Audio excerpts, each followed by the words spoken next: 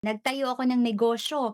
Paano ko ipaparehistro yung logo at name ko para hindi magaya ng iba? Ayan, pasok pa rin ito sa ating intellectual property laws. Ayun.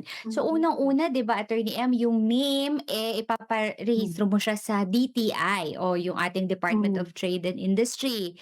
Tapos yung iyong logo kailangan mong 'di ba kasi Trademark or trade yung name. Oo, trademark or trade name, ayun. Doon doon 'yun sa IPO natin, 'di ba, Attorney IPO, M?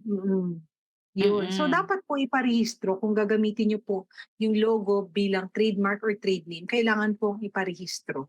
So, yun, para hindi Mm. magaya ng iba or kung gagayahin, meron kayong karapatan para sabihin na, "Ako yung unang nagparehistro," 'di ba? So, ako yung may Mm. karapatan doon dahil nakikita mo dun Mm. talagang I think may issue sa'yo, Attorney Jay, 'di ba, na some sort of certification para patunay na ikaw yung unang, Oo. nagparehistro talaga. Kasi nga, pinoprotektahan po ng ating batas yung iyong, nalikha o yung naisip mo, 'di ba? Mm. Lalo na kung gagamitin mo para sa negosyo, 'di ba? So, siyempre hindi puwede na Mm.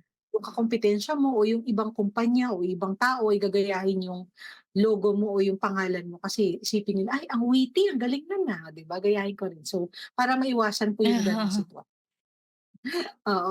Pero in Mm. fairness sa Attorney Jay, Ayan. sa mga Pilipino, nakakatawa kaya yung ibang mga logo minsan 'no. Parang yung mga play Oo, of 'di ba? words na nakakatawa talaga.